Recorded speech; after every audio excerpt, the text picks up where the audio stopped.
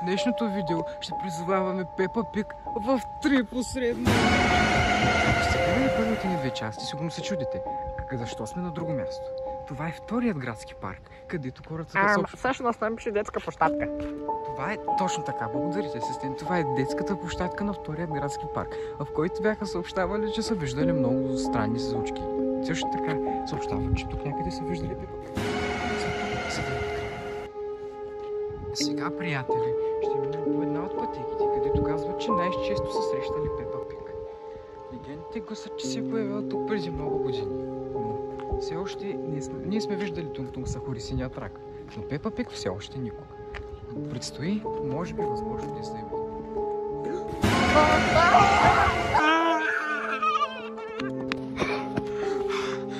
Ние не се видяхме. Значи легендите бяха истина. Да. Ами... Сега какво ще правим? Май няма изход от тук. Ще им трябва помощ, ама ние сме само двамата, как? Ако извикаме полиция, ще ни помислят за болни. Правите тук е, добре ли си? Вие не виждали ли сте Пепа Пиг? Не, какво? Но не, той не знае какво става въпрос.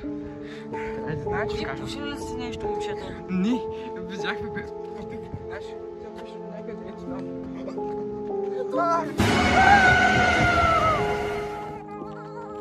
Приятели, за този път успяхме да избегаме, но това момче остана там. Не видях какво стана с него, но нещо подсказва, че нищо хубаво. Чакайте. Няма никой. Да проверим ли? Да. След мен.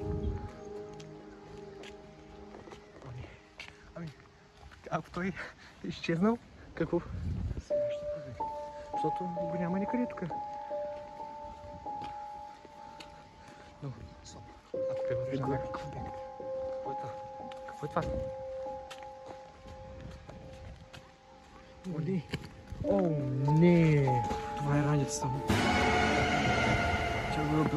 Тя го е убила и отвляква трупа му. Ох, мале! Вкарахме се в ужасна история, Митко. А ние сме единствените хора, които бяха тук с него. Могат да прият нас. Но кой ще разбере, че сме били тук? Предлагам да се умитаме от тук. И следващия път да се върнем с по-голяма команда. Да. Така, приятели, вие бяхте с нас. Абонирайте за канала ни, поставете лайк и цъкнете камбанката, за да получавате известия за следващите ни видеа. До скоро!